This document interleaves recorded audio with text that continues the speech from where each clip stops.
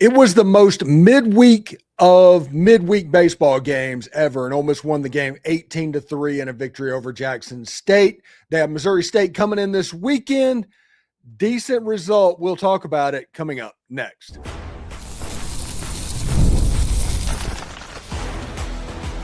You are Locked On Ole Miss, your daily podcast on the Ole Miss Rebels. Part of the Locked On Podcast Network, your team every day.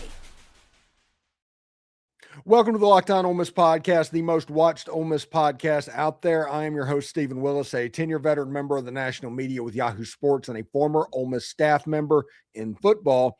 We're part of the Locked On Podcast Network. Now it's the number one sports podcast network in America. That is because of fans like you taking in content like this, and we appreciate that very much. On today's show, we will talk about Ole Miss beating Jackson State 18-3, a game that Tristen Bissetta and Judd Utermark had 10 runs batted in out of the 18 scored. We'll talk about that. All of this and more on today's Locked On Ole Miss podcast. Remember, we're free and available on all the podcast apps and on YouTube, and a special hello to the insiders and everydayers who make the show what it is, your team every day. This episode is brought to you by Mazda. We put the same drive into every detail. Wins define the moment. Putting in the work, well, that defines you. Stay tuned for highlights in this week's Moving the Game Forward. There's more to a Mazda because there's more to you. All right. This game, other than the fact that Judd Utermark hit a home run and a grand slam and Tristen Bissetta hit a couple of home runs in the same inning, there's not really a lot to talk about in this game. Now, Ole Miss did have a fielding error that happened early on in the game. That is how Jackson State essentially got their first two runs, was based off of that. But Ole Miss rebounded. They pitched the ball relatively well as you can, essentially, considering you're throwing out not just midweek arms, but midweek arms.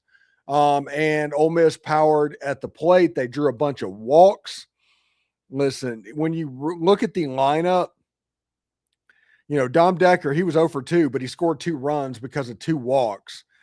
Judd Utermark was 2 for 4, had 2 home runs in the game. Will Furness was 0 for 3, but he did have a run off of a walk. Owen Pano had a run off of a walk. Colin Reuter was 2 for 2 and also had a walk. Tristen Bissetta was 2 for 2, 4 RBIs, 2 home runs. Golden was 2 for 2. Got his first career hit on a nice single that I saw.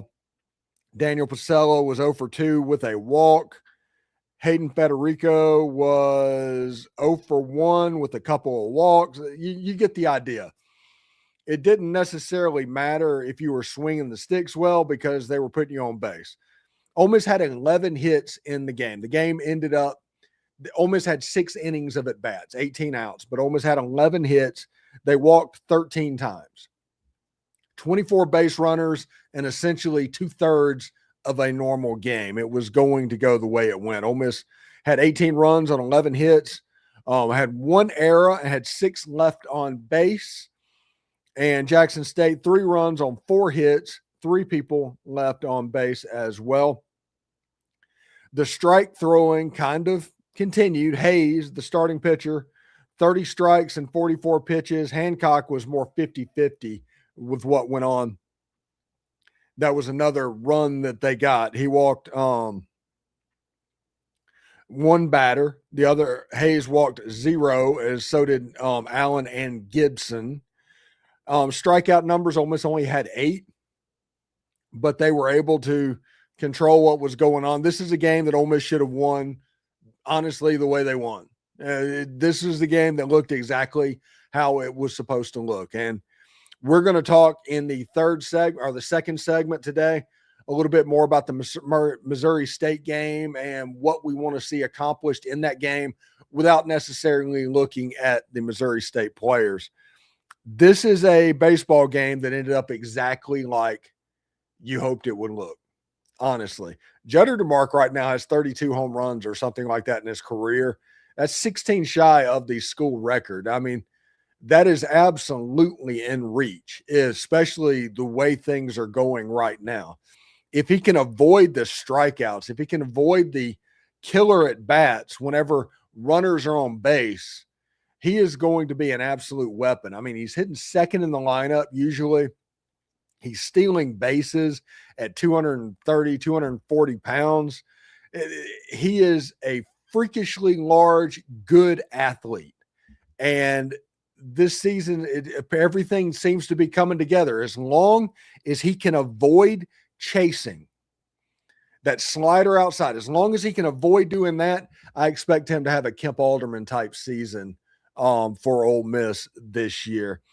Dom Decker, he's still my dude. He gets on base and he scores runs, and that's what baseball is all about.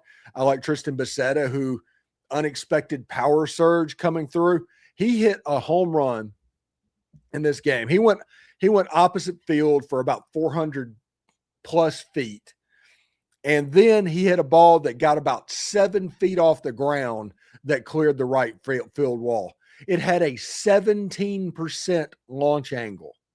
Is crazy. He just basically hit a line drive out of the park. I don't care who you're playing against. That's hard to do in BP. Absolutely crazy. He just muscled up and just yanked it down the line. And that was interesting to see from him as well. I think he has as many home runs at Ole Miss so far as he had all last season at Clemson. Of course, he got injured a year ago as well. He's also playing some pretty good right field at the moment.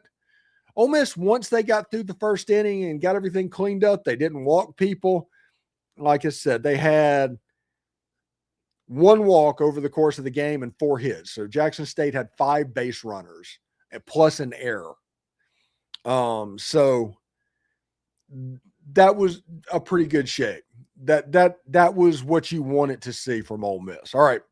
When we come back, we'll take your comments if there are any. I understand this is Jackson State. There's not going to be a lot of people watching this reaction video. But when you look at it, take this weekend, this midweek, as a step in the right direction and getting ready for Missouri State. Also, Ole Miss football, according to Zach Berry, at least, although we talked about him way back during the playoff practices, but according to Zach Berry, during the game tonight, Mike Stoops is coming along to Ole Miss, likely as an analyst. We talked about him a little bit during the playoff run, him showing up at practice and people talking about him a little bit, and we gave a little bit of background to his relationship to Pete Golding.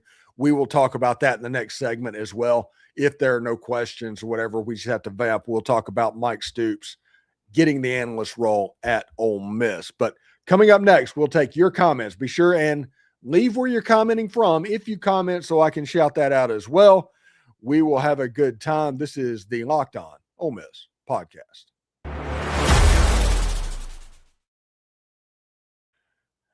All right. I ever wanted to experience the NBA Finals live and in person. FanDuel is giving you that chance to turn that dream into reality with the NBA sweepstakes. Now, one thing that's really interesting coming up, here's how it works. You can use your profit boost on any NBA future and you'll automatically be entered to win a shot to the NBA Finals for 2. That's right. Flights, tickets, the whole experience. Because if you're already looking at the board and thinking about which team can make a deep run, this is the perfect time to lock it in. I love futures this time of year, whether it's picking a team to win a championship or grab a conference title. It adds an extra layer of excitement to every game down the stretch. And now you can not only pick cash, but it could also send you to the NBA Finals. So visit FanDuel.com to get started. Use your profit boost on NBA futures and get entered for your chance to win a trip to the NBA Finals. Play your game with FanDuel, the official sports betting partner of the NBA. Workplace chaos, deadlines stacking up, and inboxes overflowing. The one position you have to fill still sitting open when the pressure's on and you need a job right here, right now. Well, Indeed Sponsored Job has your back. Indeed Sponsored Jobs helps you reach the people who actually fit what you're looking for. Skills, experience, yes, even location, so you're not just hoping the right candidate stumbles across your post. And here's a stat that says it all. In the minute that I've been talking to you, companies like yours have made 27 hires on Indeed, according to Indeed data worldwide. So if you're hiring, spend less time searching and more time interviewing candidates who check all the boxes with Indeed sponsored jobs. Spend less time searching and more time actually interviewing. When you need the right person to cut through the chaos, this is the job for Indeed sponsored jobs. And listeners of this show will get a $75 sponsored job credit to help your job get premium status that it deserves at Indeed.com/podcast. Just go to Indeed.com/podcast right now and support our show by saying you heard about it on this podcast. Indeed.com/podcast. Terms and conditions apply. Need to hire? Well, this is the job for Indeed sponsored jobs. I'm Clea Butler, host of Locked On Women's Basketball, and this is Mazda's Women's Basketball Snapshot, celebrating the work no highlight reel can ever capture. It was a heavyweight showdown between number 3 South Carolina and number 7 LSU, and the Gamecocks rose to the occasion. South Carolina secured a hard-fought 79-72 victory to stay atop the SEC standings, using a balanced offensive attack to outlast the Tigers. Tessa Johnson led the way with 21 points, while Raven Johnson added 19. Medina Okot dominated the paint with a double-double, finishing with 12 points and 17 rebounds, while Joyce Edwards chipped in 10 points to round out the scoring. With the statement win, the Gamecocks now turn their attention to a road matchup at number 23 Alabama on Thursday.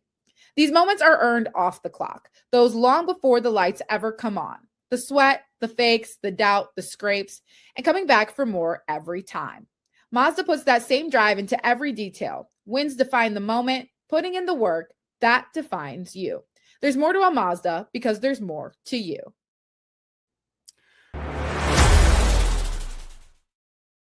All right, we're going to get into the comments a little bit. If there are any there, I realize it's Jackson State midweek, and a lot of people may not be watching this video. Ole Miss is an 18-3 victor, run ruling the Jackson State Tigers tonight and to going to 5-0. We are going to take your comments. We're also going to talk about Mike Stoops if there's time for the next 10 minutes or so. Couple of questions on here. He's glad for some underused players to get some reps. Yeah, at the end of the game, there was a whole bunch of names that got into the ball game that you haven't seen. And they came through. There was a lot of, hey, his first hit as an Ole Miss Rebel was this game. That was pretty cool. B-Hub says 5-0, can't ask for better than that, but we have a lot of room for improvement. He is from Hernando, Mississippi. He also asked, why is the defense selling so much? Defense is doing what it did a year ago. I think it is a little bit better, but they need to get some confidence is what I'm saying. We need a game with a 0 in the E column pretty freaking bad. So we'll see what happens. He says, any chance Utermark moves to shortstop, Randall to second, Decker to third? I think Decker is where he's going to be. He's a second baseman. I think Utermark is the third baseman. I don't know if there's anything they can do if we're going to be completely honest about it. I don't know if there's a path forward unless there's some unknown player that we haven't seen play yet. I think this might be the lineup that you're going to see. Now, the errors that are happening, they're throwing errors. They're weird throwing errors. So if they just clean that up a little bit and make the routine plays, they're going to be fine. They hit the ball a ton. They pitch the ball extremely well. It's kind of like being really good at offense and really good at defense and really bad at special teams is what we're looking at right now. And Ole Miss is kind of going through that. All right, before I get out of here, Zach Berry from On3 put out a post that Mike Stoops was going to end up at Ole Miss football as an analyst. We talked about that during the playoff run. I think it was in December. He had been around the program, and it kind of was a poorly kept secret that he was likely to hang around. Mark Stoops was a linebacker coach at Kentucky under his brother Mark. For the last several years, he's coached with Bob Stoops. He was the head coach of Arizona. But in between, he was in the Saban coaching rehabilitation program as well. And that is where he ran across Pete Golding. That is where the knowledge of that defense and what was going on happened. They obviously liked each other. They reunited. That is where the connection is between Pete Golding and Mike Stoops.